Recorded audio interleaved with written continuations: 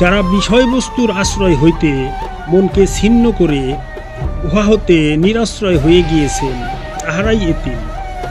ধর্মরাশির আগমন তাদেরকে মোহচ্ছন্ন করতে পারে না। তাহাদের জন্য সংশোধন উত্তম, অর্থাৎ এতিম হইবার জন্য আমাদের আত্মসংশোধন করা উত্তম কর্ম।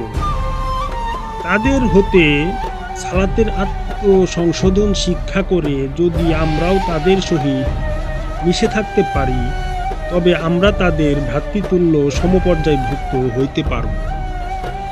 মুসলিম সমাজকে এতিমগণের শিক্ষাধীন হতে হবে এবং এতিমগণের হিতকারী হইতে হবে, নতুবা তৌহিদ শিক্ষা ব্যাহত হয়ে পড়ে। নবীগণ সবাই এতিম। সমাজের কল্যাণার্থে সবাইকে এতিমগণের হিতকারী হতে হবে।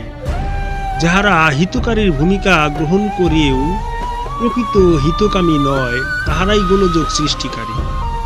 ইহাদেরকে আল্লাহ পাক ভালো করে চেনেন।